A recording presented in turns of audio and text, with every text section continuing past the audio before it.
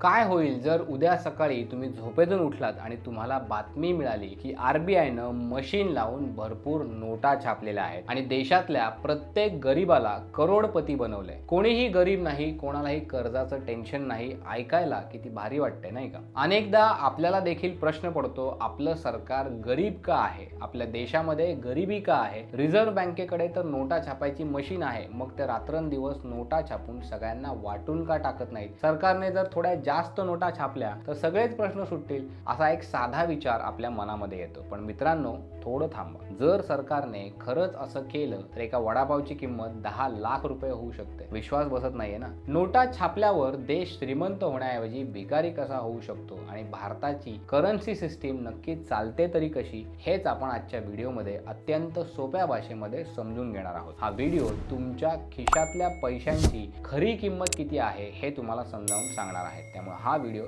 शेवटपर्यंत नक्की पहा। चला तर मग सुरुवात करूया। सगळ्यात आधी आपण समजून घेऊयात की नोटा छापण्याचा अधिकार नक्की कोणाकडे आहे। भारतामध्ये हे काम करते रिझर्व्ह बँक ऑफ इंडिया म्हणजेच आरबीआय। आरबीआय ही भारताची मध्यवर्ती बँक आहे, जिला आपण बँकांची बँक असं म्हणतो। आरबीआय म्हणजे सरकार आहे का? तर नाही, आरबीआय ही एक स्वायत्त संस्था आहे। आरबीआयची स्थापना कधी झाली तर 1 एप्रिल 1935 रोजी हिल्टन यंग कमिशनच्या शिफारसीनुसार आरबीआयची स्थापना झाली। सुरुवातीला ही एक खाजगी बँक होती, मात्र देशाला स्वातंत्र्य मिळाल्यानंतर 1949 मध्ये तिचं राष्ट्रीयकरण झालं आणि ती पूर्णपणे भारताच्या सरकारच्या मालकीची झाली, भारत सरकारच्या मालकीची झाली। एक गंमत तुम्हाला सांगतो, 1 रुपयांची नोट आणि सगळी नाणी छापण्याचा अधिकार भारत सरकारच्या अर्थ मंत्रालयाला आहे, मात्र 2 रुपयांपासून ते 500 रुपयांपर्यंतच्या नोटा छापण्याचा अधिकार फक्त आणि फक्त आरबीआयला आहे। पण याचा अर्थ असा नाही की आरबीआय गव्हर्नर जेव्हा वाटेल तेव्हा बटन दाबून नोटा छापू शकतात, त्यासाठी एक कडक कायदा देखील आहे। आता आपण येऊयात मुख्य मुद्द्याकडे। नोटा कशाच्या आधारावर छापल्या जातात? अनेक वर्षांपूर्वी गोल्ड स्टँडर्ड पद्धत होती, जेवढं सोनं तिजोरीत आहे तेवढ्याच नोटा छापता यायच्या, पण वाढत्या अर्थव्यवस्थेसाठी ही पद्धत अपुरी पडायला लागली। म्हणून 1957 पासून भारताने मिनिमम रिझर्व्ह सिस्टीम या पद्धतीचा स्वीकार केला। आता या सिस्टीमचा नियम काय सांगतो? आरबीआयला नवीन नोटा छापण्यासाठी आपल्या तिजोरीमध्ये नेहमी किमान 200 कोटी रुपयांची संपत्ती राखीव ठेवायला लागते। या 200 कोटींचं विभाजन नक्की कसं असतं तर किमान 115 कोटी रुपये जे आहेत ते सोनं असलं पाहिजे, उरलेले 85 कोटी रुपये तुम्ही परकीय चलनाच्या स्वरूपामध्ये ठेवलेले असले पाहिजे। जेव्हा आरबीआय कडे हा बॅकअप असतो तेव्हाच ते नोटा छापू शकतात। तुम्ही कधी नोटेवर लिहिलेलं वाक्य वाचलंय का? मैं धारक को डॅश डॅश रुपये अदा करने का वचन देता हूं, हे फक्त वाक्य नाही तर ती आरबीआय गव्हर्नरची गॅरंटी आहे। याचा अर्थ त्या कागदाच्या तुकड्याला सोन्याचा किंवा सरकारी संपत्तीचा आधार आहे। जर आरबीआयनं बिना बॅकअपच्या नोटा छापल्या तर त्या कागदाच्या तुकड्याला अक्षरशः रद्दीची किंमत येईल।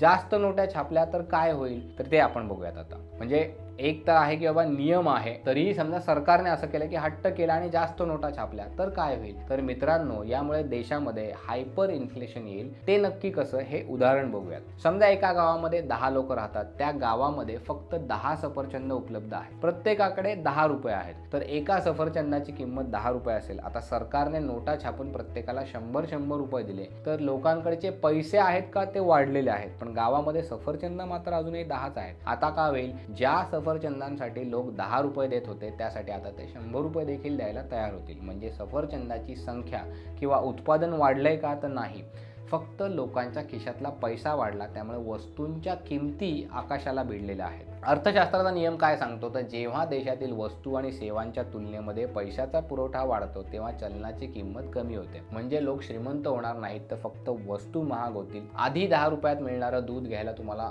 1000 रुपये देखील मोजावे लागतील। इतिहासामधल्या भयानक काही उदाहरणांची जर आपण याच्यात उजळणी करायची बघितली तर झिम्बाब्वे आणि व्हेनेझुएलाचं घेता येईल। ही फक्त थिअरी नाही तर जगामध्ये हे प्रत्यक्षात घडलेलं आहे। आधी म्हटलं तसं झिम्बाब्वेचं हे पहिलं उदाहरण जर पाहिलं तर 2008 मधले तिथल्या सरकारमध्ये हेच झालं होतं। देशाचं कर्ज फेडण्यासाठी त्यांनी वेड्यासारख्या नोटा छापल्या। परिणाम काय झाला? तिथे महागाई इतकी वाढली की एका वेळी 3-3 दिवसामध्ये वस्तूंच्या किमती डबल होत होत्या. लोकांना एक पावाचा तुकडा घेण्यासाठी टोपली भरून नोटा घेऊन जायला लागत होतं. शेवटी त्यांनी 1000 अब्ज म्हणजे 1 ट्रिलियनची नोट छापली, जिची किंमत अक्षरशः कचऱ्यासारखी होती. व्हेनेझुएलामध्ये देखील असंच काहीसं झालं होतं. तिथे लोक रस्त्यावर पडलेल्या नोटा उचलत सुद्धा नव्हते, कारण त्या कागदापेक्षा टिश्यू पेपर जास्त महाग होता. RBI हे सगळं जाणते, म्हणूनच अर्थव्यवस्थेचा समतोल ते कधी बिघडू द्यायचा नाही, म्हणून अशा नोटा छापत नाहीत.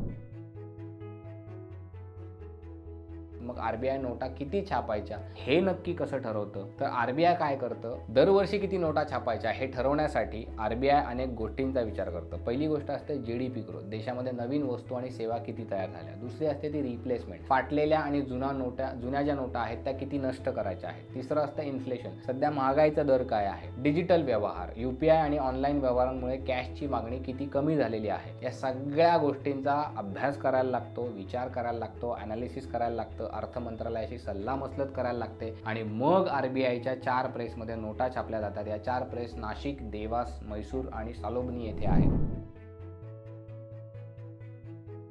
आता शेवटी आपण यातून काय शिकतो, तर मित्रांनो, पैसा म्हणजे संपत्ती नाही. देशाची खरी संपत्ती म्हणजे त्या देशामध्ये पिकणारं धान्य, तयार होणाऱ्या गाड्या, सॉफ्टवेअर सर्व्हिसेस, लोकांची मेहनत. नोटा या फक्त व्यवहाराचं एक माध्यम आहे. जोपर्यंत देशाचं उत्पादन वाढत नाही तोपर्यंत नोटा छापून कोणीही श्रीमंत होणार नाही. उलट ते आपल्याला आर्थिक संकटाच्या गर्तेमध्ये ढकलून देतील. म्हणूनच RBI अत्यंत शिस्तीने नोटा छापते आणि आपल्या रुपयाची किंमत टिकून ठेवते. मला आशा आहे की आता तुम्हाला लक्षात आलं असेल की नोटा छापण्याची मशीन आपल्याकडे असूनही आपण श्रीमंत का होत नाही. हा व्हिडिओ जर तुम्हाला माहितीपूर्ण वाटला असेल तर लाईक करा. तुमच्या एखाद्या मित्राला जे तुम्हाला वाटतं की बाबा सरकारने नोटा छापून वाटल्या पाहिजे, त्याला हा व्हिडिओ नक्की शेअर करा आणि त्याचे डोळे उघडा. अशाच डोळे उघडणाऱ्या आर्थिक माहितीसाठी पैसा पाणीला सबस्क्राईब करा, बेल आयकॉनवर क्लिक करा. भेटूया पुढच्या व्हिडिओमध्ये आणखी एका नवीन विषयासोबत. तोपर्यंत पाहत रहा पैसा पाणी. धन्यवाद.